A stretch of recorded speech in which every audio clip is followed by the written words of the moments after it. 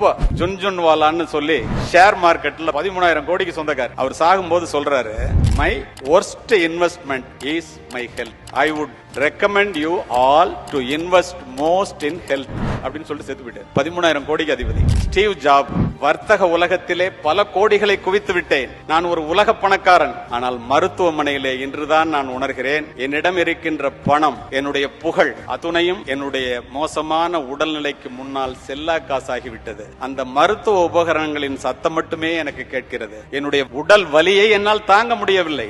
எத்தனை கோடி கேட்டாலும் அதை நான் கொடுப்பதற்கு தயார். இந்த வலியை யாராவது எடுத்துக்கொள்ள வேண்டும் என்றால் நான் தவறு செய்து விட்டேன். பணத்தை விட மிக முக்கியமானது உடல் நலம்தான் என்பதை தயவு செய்து எல்லோரும் தெரிந்து கொள்ளுங்கள் என்று சொல்லிவிட்டு செத்து போனவன் உலக பணக்காரர்களிலே ஒருவன். இதெல்லாம் எதுக்கு சொல்றேன்னா, இப்ப உடல் நலம், வாழ்வினுடைய முதன்மையான செல்வமும் முதலான செல்வமும் உடல் நலமே. உடல் நலத்தினுடைய உயிர் கோட்பாடு உடற்பயிற்சி. ஒரு மனிதன் மனதை மட்டும் வளர்த்து கொண்டு உடலை வளர்க்காமலோ, உடலை மட்டும் வளர்த்து கொண்டு மனதை வளர்க்காமலோ இருந்தால் நண்பர்களே, அது ஒரு நிறைவேறாத வெற்றியாகத்தான் இருக்கும். ஒரு மனிதன் ஆளும் வளரணும், அறிவும் வளரணும், அதுதான்டா உலகம். பட்டுக்கோட்டை கல்யாணம் சொல்லிட்டு போயிட்டாரு. அப்போ நம்ம இந்த உடலை வளர்த்துக்கணும் அப்படின்னா என்னது?